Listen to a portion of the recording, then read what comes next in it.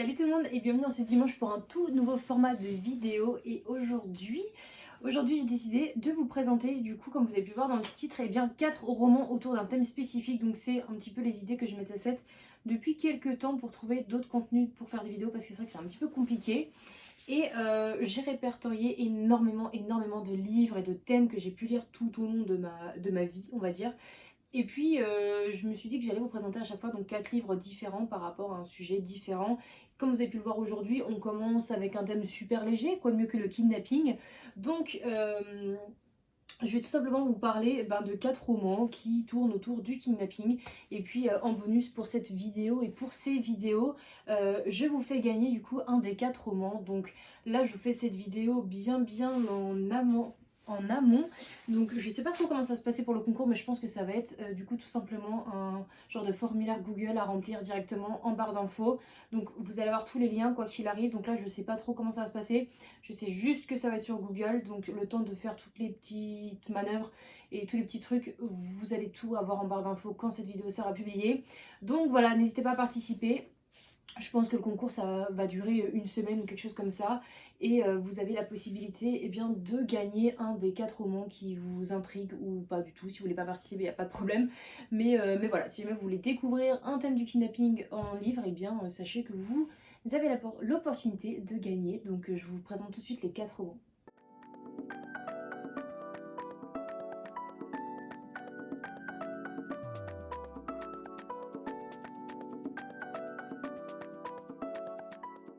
J'aimerais bien vous faire du plus récent, enfin du moins récent au plus récent, mais j'en ai aucune idée de l'ordre dans lequel j'ai lu ces romans.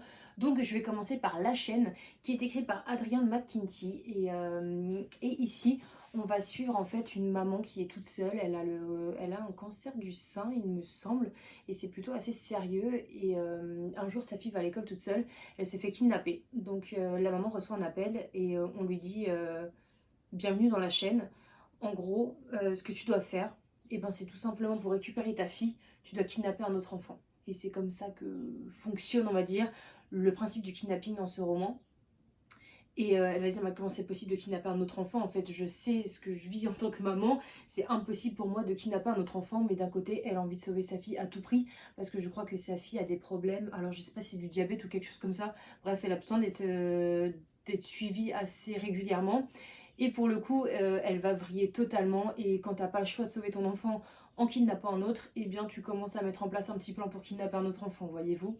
Donc, ce que j'ai adoré dans ce roman déjà, c'est le thème du kidnapping, parce que j'ai envie de savoir comment ça se termine, bien évidemment. Et ce roman, il a la particularité d'être coupé en deux. Donc en deux parties. La première partie, ça va vraiment être tourné sur le kidnapping de l'enfant, sur la maman qui essaye de se sauver les fesses absolument et de sauver les fesses de sa fille. Et la deuxième partie, on arrive à avoir le côté psychologique de la personne qui a créé cette chaîne, c'est-à-dire de comment cette chaîne est apparue en fait, on va dire, et comment ça fait pour être autant... j'allais dire comment ça s'est passé, quels ont été les éléments déclencheurs des personnes ou de la personne pour pouvoir en arriver à un point de kidnapper les enfants et de se dire on s'occupe de rien, si tu veux récupérer ton gamin, t'en kidnappes un autre, nous on fait rien, on est préservé. Donc voilà, et c'est vraiment ce que j'avais adoré dans ce roman. Au début, je me suis dit waouh, il est assez long, ça va être super long, il y aura des longueurs et tout. Et en fin de compte, pas du tout, puisque c'est coupé en deux, c'est très bien réparti. Et je me rappelle avoir adoré ce roman, donc forcément, j'étais obligée de vous en parler. Ensuite, un autre roman coup de cœur cette fois-ci, donc pour les plus young adultes, voilà, si jamais ça vous intéresse, il s'agit de La Cave de Natasha Preston, et c'est un des romans où j'ai pleuré à la fin parce que c'était très dense en fait comme lecture, c'était vraiment très bien écrit. Ici en fait on va suivre une jeune fille, je me rappelle plus du tout comment elle s'appelle et j'en suis désolée. On va suivre tout simplement donc une jeune fille qui va à un bal je crois ou à un genre de soirée alors qu'elle aurait pas dû y être, et malheureusement pour elle, elle se fait kidnapper. Et on va suivre, non pas les personnes qui recherchent, enfin, si, on va suivre son petit copain qui va essayer de la rechercher à tout prix, mais on va suivre également ce qu'elle vit. Et elle s'aperçoit qu'elle n'est pas toute seule, donc elle se retrouve dans une cave, dans une maison, avec un mec qui est totalement siphonné. Je dirais pas qu'il est schizophrène, mais je pense qu'il y a un côté, je crois qu'il est schizophrène en fait. je suis pas sûre, mais je crois que la personne qui l'a kidnappé est schizophrène. Et en fin de compte, toutes les filles qui kidnappent, il va les appeler avec un nom de fleur. Donc là, je crois qu'elle va s'appeler Lila, mais je suis pas sûre. Enfin, je sais qu'il y a une Lila dedans. Je sais pas si c'est le personnage principal ou pas, mais bon, bref. Et on va suivre, eh bien, tout simplement son parcours pendant des semaines et des semaines de calvaire. Et on est vraiment dans le personnage. Pour le coup, on peut pas faire mieux que d'être dans ce personnage. Dans sa vie, c'est impossible d'avoir autant de pression en soi en lisant ce roman. C'est fluide. Le roman, il est pas super long. Il doit faire 300 pages, mais c'est un roman qui est écrit pour les adolescents et j'ai trouvé que la plume était très très bien adéquate, elle est très très bien amenée et franchement, si vous avez envie de commencer avec un petit kidnapping euh, bien, intense, court, allez-y, foncez parce que moi j'ai adoré. Voilà, on a quand même pas mal de petits points de vue dedans et c'est plutôt cool parce qu'on est tellement étouffé par ce que vit notre Lila, enfin notre personnage principal, que quand on passe sur un autre point de vue, on souffle, mais ça fait du bien de souffler. Et dans un roman comme ça, c'est super sympa d'être très très ancré dans le roman, c'est allaitant, mais ça fait du bien de souffler parce que mine de rien, on en subit des choses. Et ce roman, je me rappelle avoir été mais vraiment subjuguée, que ce soit par la fin ou autre. Enfin, j'ai versé toutes les larmes du monde et voilà, j'avais adoré, donc foncez également. Un roman un petit peu plus ancien qui n'a pas fait énormément parler de lui cette fois. Il s'agit de L'enfant d'Emma et c'est écrit par Abby Taylor. On va suivre cette fois une maman qui est également toute seule pour le coup. Donc elle vit toute seule avec sa petite fille, je crois, ou son petit garçon, je sais plus, avec son enfant. Et un jour, elle prend le métro et elle est en train de mettre la poussette et tout. Donc le métro arrive, les portes s'ouvrent. Et, euh, et en fin de compte, je crois qu'elle commence à mettre la poussette dedans, sauf que, enfin dans le métro, et elle s'accroche quelque part, ce qui fait qu'elle est un peu bloquée, les portes se ferment, son enfant du coup part avec la trame de métro, mais elle s'aperçoit qu'une femme a pris l'enfant en mode t'inquiète pas, je gère. Donc elle est un petit peu prise de panique et d'un côté elle se dépêche pour aller à l'autre station de métro, sauf que en fait l'enfant elle le retrouve jamais.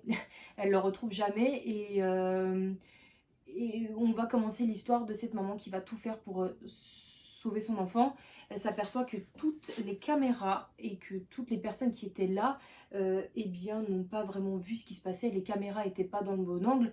Ce qui se passe, eh bien, il n'y a personne qui a été témoin de la scène ou autre. Et elle est dans un carnage, mais elle est dans une peur vraiment en mode mais je retrouverai jamais mon enfant en fin de compte. Et ce qui est bien dans ce roman, c'est que déjà, on a ce côté de la maman qui est sûre que son enfant était kidnappé. Et on a le côté en fait donc des policiers, des enquêteurs qui se disent mais en fait la femme est-ce qu'elle a vraiment eu un enfant en fin de compte parce que les caméras ne prouvent rien, il n'y a pas de témoins. En plus de ça c'est une femme qui vivait toute seule, elle a coupé les ponts avec sa famille, avec ses amis et il n'y a pas de témoins comme quoi elle vit avec des enfants donc mis à part dans son immeuble mais c'est assez flou parce qu'elle est super discrète. Donc il y a ce côté donc est-ce que l'enfant a été kidnappé ou pas mais voilà, on parle quand même de kidnapping dans le sens où la maman fait tout pour récupérer comment son enfant et elle est persuadée donc du coup jusqu'à la fin du roman vous n'êtes pas sûr que ce soit un kidnapping ou pas mais on parle tellement de kidnapping que j'étais obligée de vous le mettre dedans donc si ça vous intéresse n'hésitez pas également à le prendre et à le lire, le découvrir même si c'est en bibliothèque ou autre parce que je suis pas sûre qu'il soit encore publié ou pas. Parce qu'avant de faire cette vidéo j'ai regardé un petit peu les livres qui étaient disponibles et tout et c'est vrai que je le trouve pas spécialement mais quoi qu'il arrive n'hésitez pas parce que du coup c'était un très très bon roman, c'est un roman rempli de suspense, de mystère et j'adore quand on n'est pas sûr que le personnage principal soit clean ou pas, vous voyez, donc let's go si ça vous intéresse.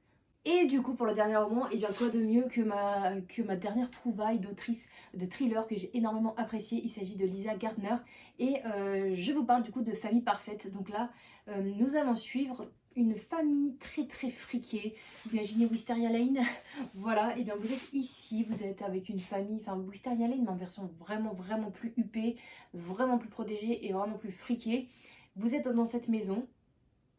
Tout est électrique, tout est électronique même, voilà, il y a pas de souci, il n'y a aucun, on va dire, il y a aucun kidnapping, il n'y a aucun cambriolage qui est possible, et, euh, et malheureusement, il va se passer ce qui va se passer, forcément. On suit une famille qui est très friquée, on suit le personnage principal, donc le père, qui est en fin de compte un mec qui est très très coté. On sait qu'il a des petites entourloupes mais gentilles, vous voyez, par rapport à son boulot. Et en fin de compte, alors je sais plus exactement comment on arrive à ça, mais un matin ou une soirée, enfin bref, dans la journée, on s'aperçoit que la famille n'est plus du tout là. Toutes les affaires personnelles sont posées sur le comptoir de la cuisine ou du salon, vraiment absolument tout. Et on se dit, est-ce que c'est un cambriolage? Non, c'est pas possible, parce que si ça avait été un cambriolage, eh bien tout serait parti. Il y a tous les portefeuilles, il y a toutes les pièces d'identité, il y a vraiment tout, les bagues, les montres, tout ce qui est cher, les portables, tout est resté là. Sauf la famille, elle a disparu du jour au lendemain. Et, et on va se demander comment c'est possible, pourquoi cette famille a été kidnappée. Il n'y a pas encore de demande de rançon. On se dit mais c'est pas possible, elle n'a pas pu s'évaporer comme ça du jour au lendemain. Et c'est un roman que je vous recommande parce que c'est très bien écrit. Ici en plus l'avantage c'est que vous avez non pas... Alors au début on a le point de vue du père je crois, mais au fur et à mesure le père s'estompe et vous avez le point de vue de la maman et le point de vue des enquêteurs. Et ce sont pour moi des points de vue qui ont fait la force de ce roman très clairement, parce que on est vraiment on est dans une impasse en fait, on ne sait pas pourquoi ils sont là, ils vont se retrouver comme vraiment livrés à eux-mêmes et personne ne sait vraiment ce qui se passe autour d'eux. Et j'ai adoré ce roman. Il fait plus de 600 pages, je l'avais lu en lecture commune et je me rappelle que c'était un roman que j'avais pu... Enfin, si j'avais pu, je l'aurais lu vraiment en une nuit parce qu'il était vraiment juste génial. Donc voilà, foncez également pour ce thriller un peu plus adulte cette fois. Et si ça vous intéresse, parce qu'il est vraiment absolument génial. Et voilà, après vous avoir présenté du coup ces 4 romans, j'espère vous avoir donné envie en tout cas de découvrir un de ces 4 romans. Vous avez la chance du coup de pouvoir en gagner un, donc n'hésitez pas à participer au concours qui se trouvera directement en barre d'infos. Et voilà, n'hésitez pas à me recommander d'autres livres sur le kidnapping si jamais ça vous intéresse, ou si jamais vous en avez en tête, parce que du coup j'aime beaucoup ce côté très allaitant et ce côté où on n'est jamais sûr de ce qui se passe vraiment jusqu'à la fin du roman. Donc faites-vous plaisir en commentaire et surprenez-moi.